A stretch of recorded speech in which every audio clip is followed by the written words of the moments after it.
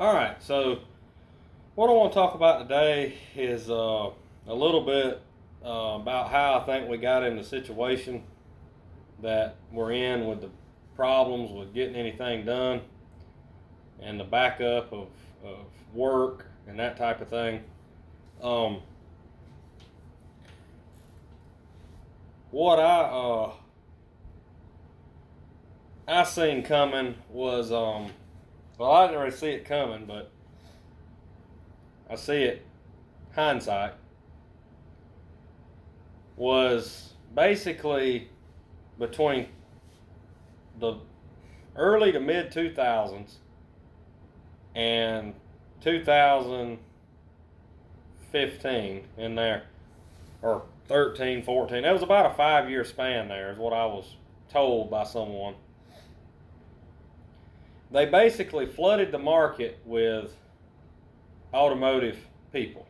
So you had all these commercials on TV from all the different schools, YOTech, UTI, Universal Technical Institute. I mean, the commercials was on automotive TV channels, but they were also on generic channels. So it's like they were really trying to push and get all these people in there, and basically what they promised, or what the thing of it was, they promised a rewarding career path, with you know a minimal school, and for that type of work, that's the way it is. But here was the problem: the mass exodus of people took place between 2015 and 2020. So what happened is they flooded the market a little bit too soon.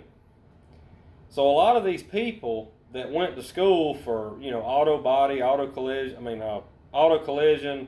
auto mechanics went other career paths. And there's some other issues I'm going to talk about a little later in the video.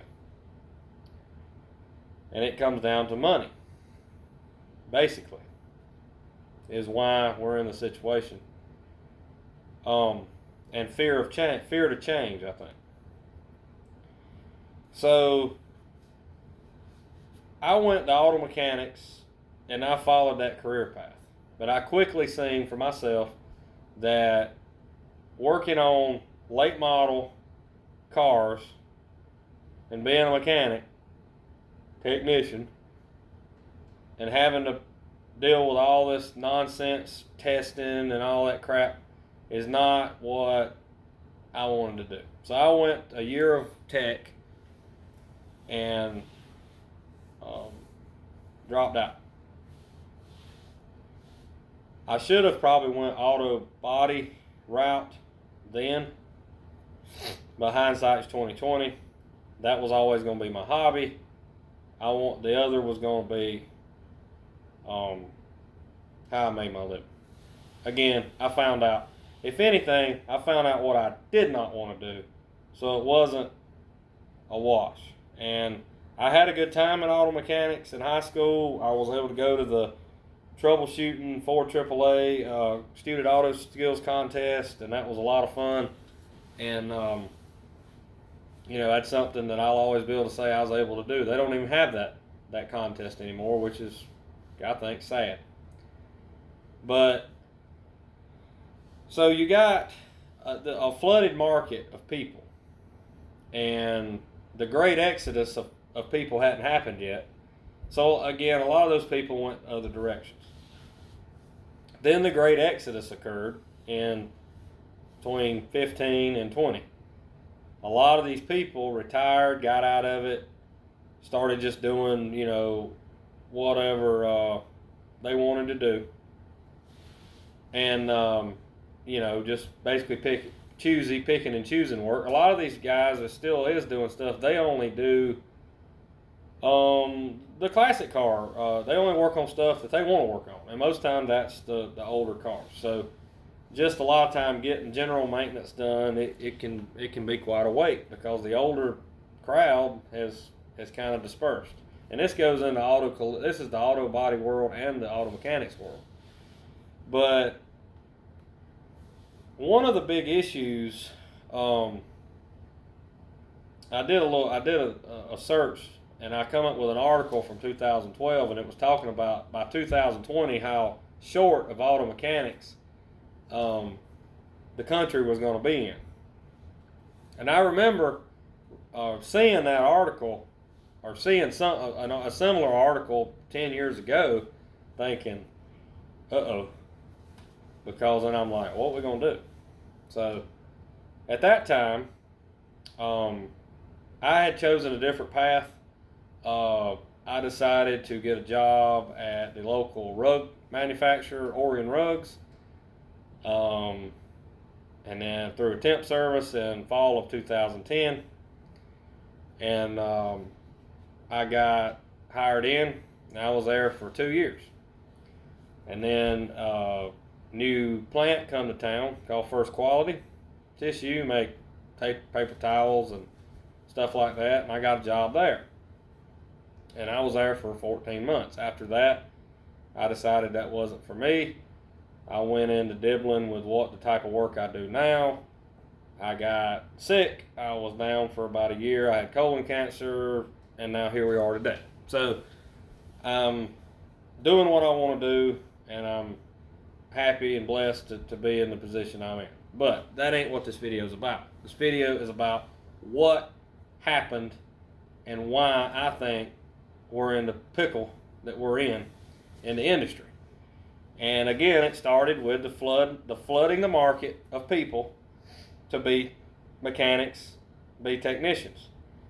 They wasn't even considering the hot rod side, and a lot of these courses at these schools had, motorsports and restoration and custom paint and all that stuff. Like I think Nashville Auto Diesel College, that was another one. A friend of mine actually from school went up there, and so I mean they did all kind of, they had all of this stuff going on. But here was the problem, and this was a major problem.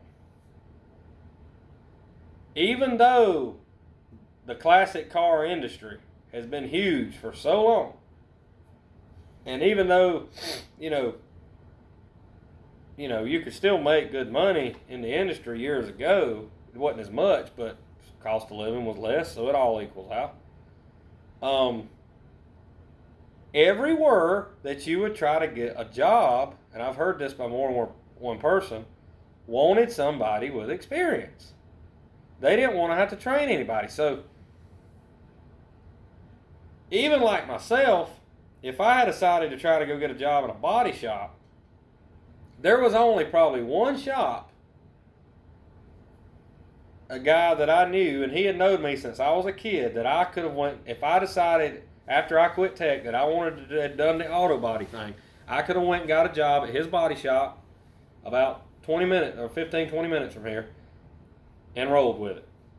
But that was insurance work, collision work. I didn't really have no experience in that. My thing, what I had learned how to do body work at home was the old cars.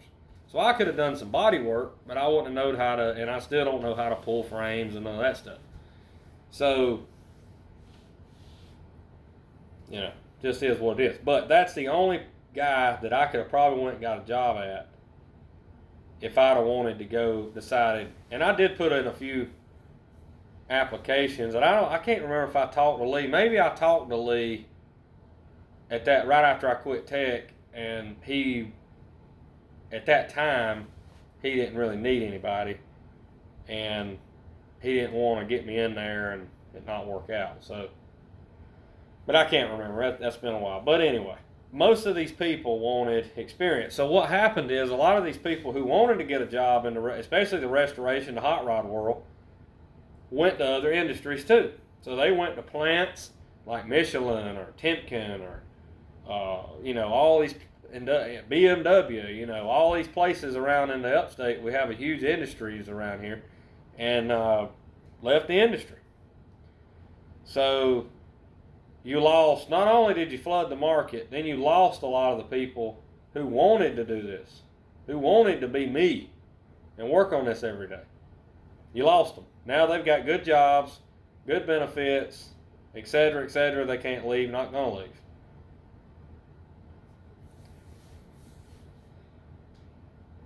So my Cadillac has been at Entryville for 2 weeks and hasn't been touched. I'm not mad. I understood it was going to take a while when I took it down there, but why has my car been there that long? Why should I have to wait 2 weeks to get a simple process done that creates a little fab work? And this is not me going against them, because, and I'm not mad about it. I'm just using it as an example. Why is that the situation that I have to deal with? Because of what I've just talked about in this video. What leads up to a situation like that happening? A lot of series of unfortunate events has to take place. So that's just a couple of them. And then here's the final thing I want to talk about, and it comes down to really the most important part that we all chase in life. A lot of people probably chase it way too much, and that's money. But there's nothing wrong with making money, and there's nothing wrong with chasing money and bettering yourself, your family, your kids if you have them. But I'm just me, myself, and I. But I want to make as much money as I can possibly make. You know, you live one time, so I want to live as good as I can. I like to eat good. I like to travel. I like old cars. I like spending money on my cars. So I want to make as much money as I can, and so does everyone else. And do it in an honest way. I don't want to do it by screwing people, selling illegal, none of that mess. I'm not into all that. Do it the honest way, like it should be done. But if you don't get that opportunity, you have to move on. So that's what I want to talk about, finish this video. And I'm going to use someone I know as an example, but I'm not going to use any names, because I don't want to throw them under the bus, because they did what I guess they thought was the thing to do, because they was thinking about their customers, not trying to get rich off of them. Well, you got to go back to 2009 when I first started to know these folks, and the labor rate was about $35 an hour across the area that I live in here in the upstate. If you was more than about 50, you was considered more like a Chip Foose type shop. And this is back in 2000 and late 2000s, around 2009 or 10. Well, back then they had a good crew, and they was paying their crew like $15 an hour. Well, one by one, these people left. I don't know where they went. I don't know if they left the industry. I don't know if they went to a plant, whatever they went and done. A lot of these people probably ended up at the power company or whatever. It seems like that's where a lot of people end up. Michelin, whatever. The fact of it is, the industry in the upstate lost like 7 people from this place, I think, over the course of several years, that basically straight up left the industry. Why is that important? That's not the only place this happened to. Think about all the places here in the state, all the places across the country, that people left the industry because they wasn't being paid enough money for whatever, if it was the fault of the business owner, if it was the fault of just the industry itself that hadn't grown enough yet to build these people be able to make the money they wanted to make. But it happened. And that's what happened up there. So now they had a good crew, and now they don't have anybody. And the people they have, they can only trust to really do collision work. And even that's sketchy at times. They never did go up on their labor rates. They stayed at like $35, $40, $45 an hour in the last 12 years. You can't pay your help with all that overhead that they have $25, $30 an hour like they ought to be making, when you as a shop are only charging 40, 45, or 35 at times. You have your power bill, you have your taxes you got to pay, you got your insurance on the facility, millions of dollars worth of equipment. So at the time, that was a going rate. $15 an hour, 2009 or 10 was good money. It's not anymore. I don't know how many people we lost in this industry because of that reason. And again, you could look at it as greed, and you could look at it as not trying to be greedy. And I think a lot of the shops was more on this thing. They didn't want to charge their customers so much money on to do the restoration work. But that's why restoration shops died and went the collision route, because they could make quicker money from the insurance company than they could doing classic cars. Or not even just classic cars, all over paint jobs in general. You can take your 2015 Camaro to a body shop right now. You can run it through a barbed wire fence and scratch the piss out of it. All over. Scratch it up. And if it's an insurance job, they'll paint your car. If you run that same car off the road and you only had liability, or you only had comprehensive, oh boy, well, I ain't gonna turn it in. Car's kind of faded anyway. I think I'll have my 2015 Camaro painted.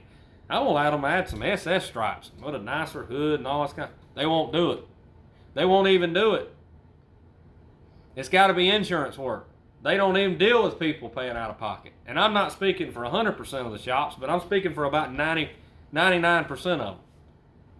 They won't even paint your car. It don't have to be a classic car. They just won't do an all-over paint job, period. Some of them won't even do a fender bender if you're paying out of pocket. And that gets into a whole nother thing about how the insurance companies have screwed the auto body industry bad. To the point where there's a lot of dishonesty that goes on. There's a lot of this right here that goes on. A lot of, little under the table shuck and jive, going on here. There's a lot of that going on. That's where we're at, folks. I hate it, but I don't see it getting any better anytime soon. If you want it to get better, start telling people if they have an interest in cars, if they know how to do something, maybe take that leap of faith and go do it. Because now you can go get a job at that hot rod shop without experience. You can go get a job at that collision shop without 5 years of experience. That's usually what they wanted. You can go get a job at that mechanic shop, at that dealership. You might have to start at the bottom, but, if you can show, even if you've just been a do-it-yourselfer, if you can show some pictures or, stuff that you've done yourself, that'll help you. Now, I know a lot of people can't do that because y'all have kids and a big mortgage and you $900,000 pickup truck that you're driving around in. So you got bills to pay, and I understand that. But if you're young and you're looking for a career change, now's the time. Now's the time. Because the industry needs you. People like me need you. Even though I can do my own body and paint work, there's certain stuff I don't want to mess with.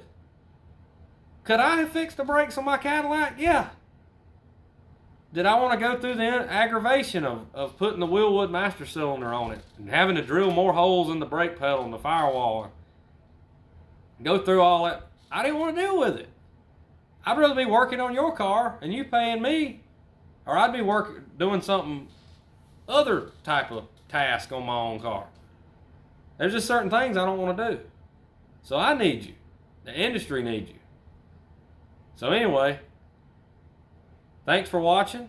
If you made it this far, I just wanted to get this out there. It's a little bit of a longer video than I wanted it to be, but hopefully I explained my take, and I think pretty accurate, a reason of why we're in the pickle we're in. And now you've got these other problems that I'm not even going to get into that's compounded the problem. You know, a bunch of free money. Everybody bought a bunch of stuff that made parts supply short and all that. So there's a lot of that too that's made it worse. But we were already in this situation. We were in this situation we were in this situation years ago.